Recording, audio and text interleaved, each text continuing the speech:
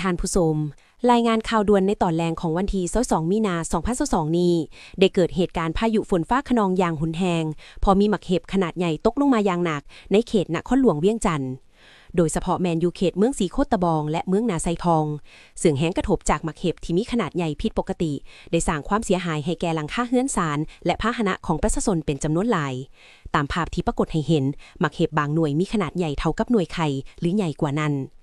สำหรับสาเหตุที่เกิดมีหมักเห็บเป็นหน่วยใหญ่ตกลงมานี้แม้นเกิดจากพายุฤดูร้อนที่มีกำลังแห้งจัดเหตุให้มีกระแสลมพัดขึ้นเทิงอย่างหุ้นแหงหรืออัปดาฟภายในก้อนเมฆฝนฟ้าคะนอง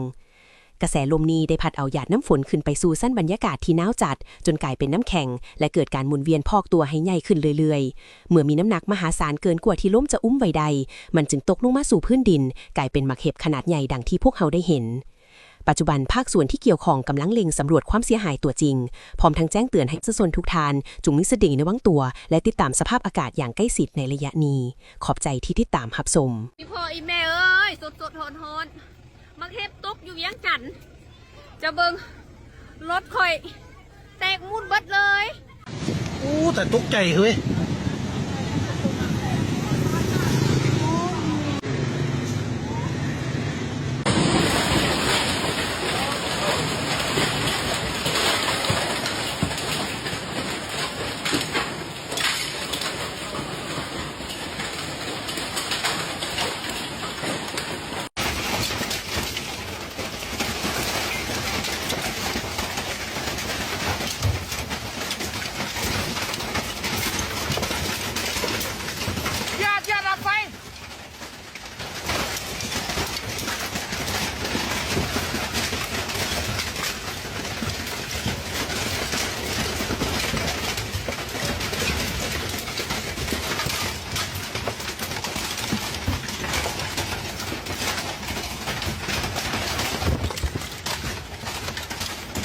ตายแล้ว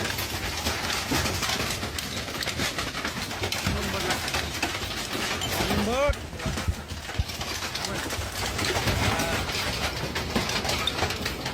ตายแล้วเป็นยังไงมุนเบิร์ดละ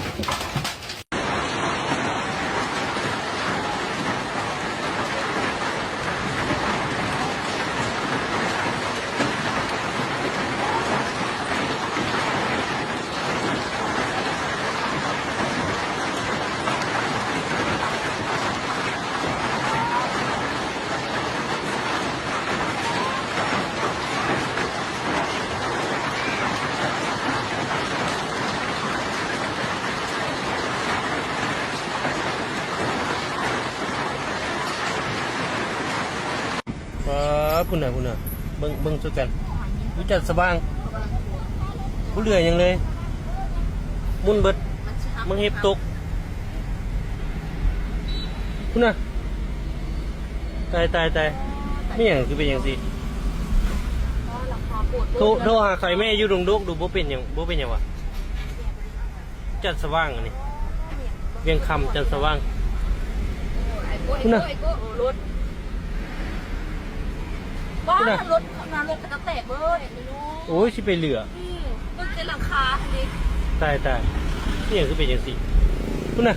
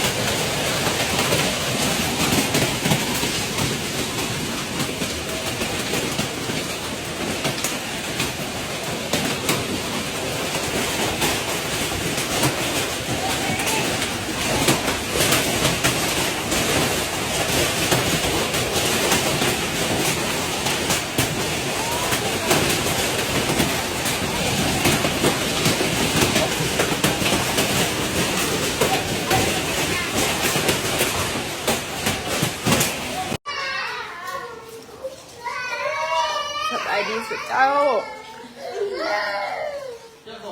อันฝนตกมื้อนี้เนาะเบิ่งแดงเงินของเอื้อยค่อยเนาะบางเห็บตุกแหงราคายุบเบิดน้ำท่วมเบิดเลยบ่เป็นตาเอาจักอย่าง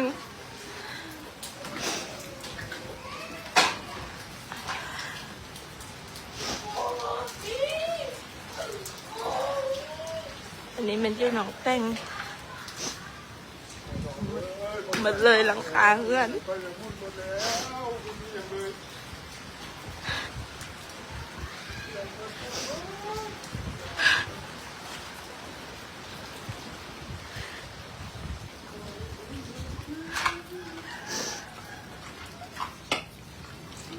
ฝนตกมันเห็บมาบาดเดียวเอาอย่างกับบ่ทัน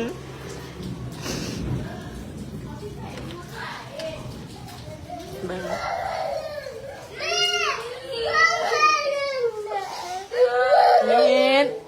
มิด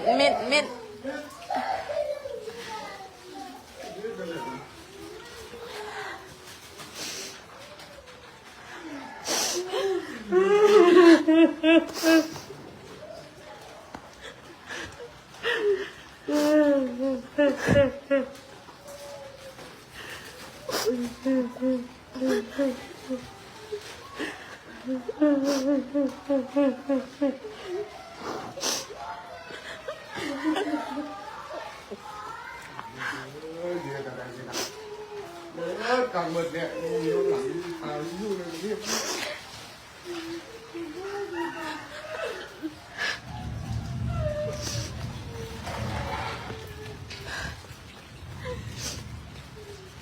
บ่เมียนเป็นตาเอาเลยสุดเจ้า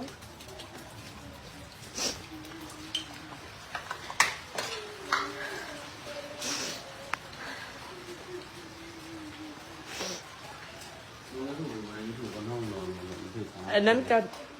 อันนั้นมัดข้าวหอมกับเปียกเผือกมัด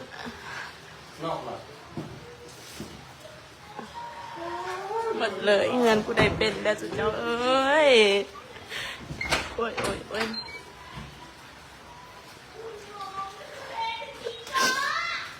กูคือโบฝันว่าจะมาเจอกับตัวเองเป็นสิละเนาะ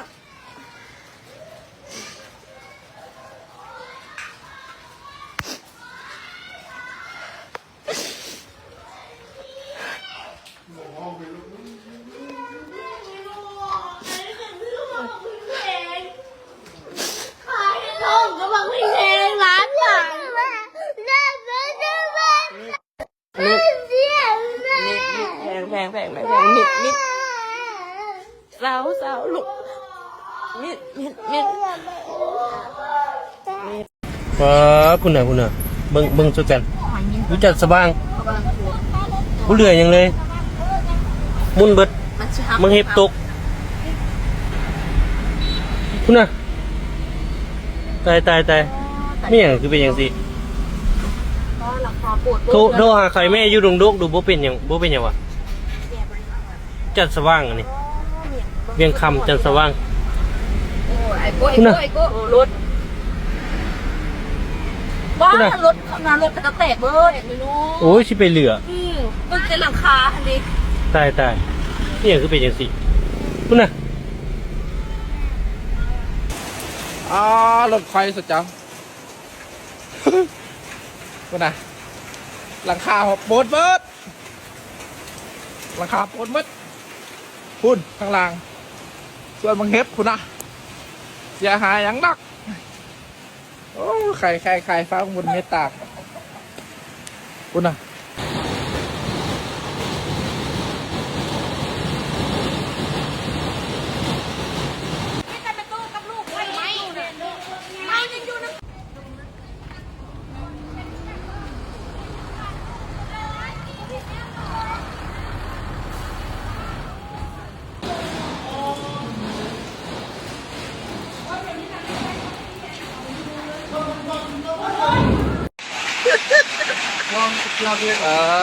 ถูก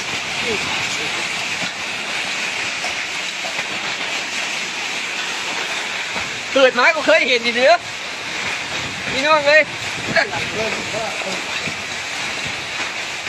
ตาย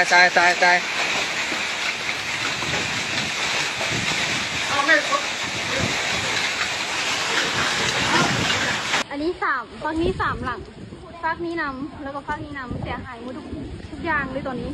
เรื่องอะไรมุงกระเบื้องแบบมดกัน ตรงนี้มันเทปนะพร้อมใหญ่ฟ้าบางทีแบบชีวิตนี้เหมือนเราทางขนาดนี้มันเกิดยังไงตอนแรกก็คิดว่าฝนจะตกมาแทนที่คือเอาไปเอามามันก็หยุดมาคิดให้แบบสภาพงานเป็นที่ดีสภาพหลังจากกิจมี2 เดือนที่น่าจะเจอสภาพเดียวกันไปหมดเลยตอนนี้ที่ไหนก็ถือเลยตอนนี้คือแบบสั่นอย่างเดียว โอ้ยเบิดงานกูโดนแมงเอ้ยตายยังได้ไปอยู่จังไงไปมีเงินอยู่ว่าบัดนี้มุนมัดงานกูน่ะเอ้ยมันทีมีอย่างยั่วบัดนี้มึงจะไม่เฮ็ดงานเฮ็ดซานกูบัดนี้เมื่อบ่มียังเหลือตายมุนมัดเลยกูน่ะก้นแต่ก็ห้าวช่องปั้นมีอย่างตัวปิดมา4 บาทนี่โอ้ยรถกูจิเทมัดเลยคุณอ่ะ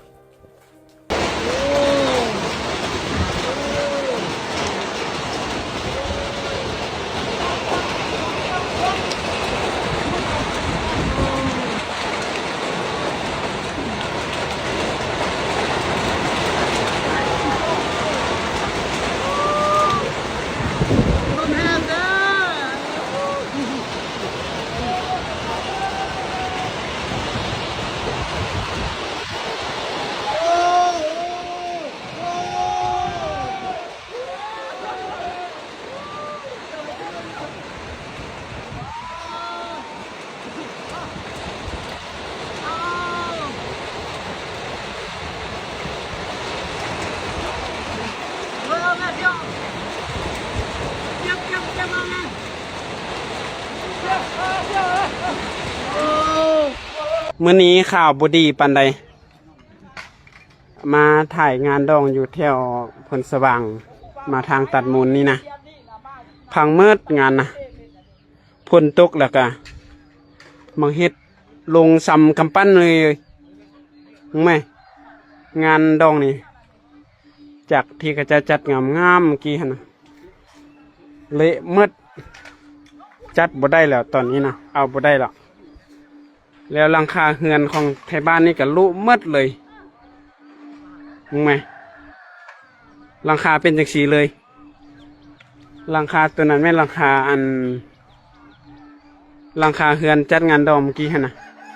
ก็ลุเลยโอ้จนใจสั่นเมื่อเลยเนี่ยอันนี้แม่นรถมาเบิ่งรถก่อนเงินลังนี่ก็มุ่นมืดเนี่ยรถคอยเบิ่งทางนี้ก็พอบูมมืดเลยรถคอยกับบูมมืดนี่เนาะบูมมืดเลยเห็นจังไดบูมมืดมาบูมมืดเลยปอถึกอันนี้รถค่อยแตกเมื่อเลยนี่นะเอาไปอยู่เลย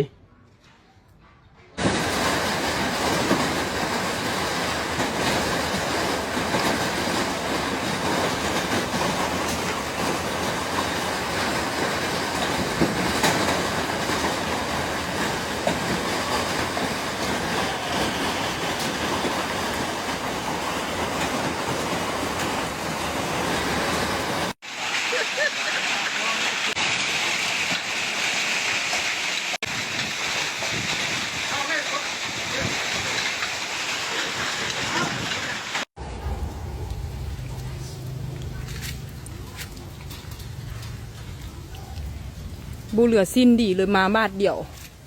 เบิดกัน สาภาพบ่เป็นตาเลยบักเห็บตกปอแบบกระโหดโพดเอาจนแบบบ่มีมอนอยู่ลุเบิดพูนะนักเลย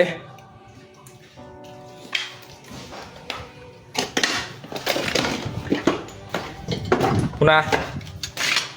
กระโหดโพดเทวดาฟ้าเอ้ยเบิดเลยเบิดเลยเบิดเลยเบิดเฮือนมูลเบิดอับยับตายตายตายตายเทวดาฟ้าเอ้ยเอานำจังไดตัวเบิ่งเฮือนจนบุมจนเกลี้ยงเบิดแล้วนี่น่ะบักเฮ็ดตกน่ะ ใครแล้วเขาไปฮอดหานเพื่อนจน บ่อยู่พุ่นบ่นักว่ะตอนน้องไปน่ะ เขาไปพอดีเขาไปฮอด เบิ่งมึงน่ะบักกะโหดโพดอู้ตายตายตายตาย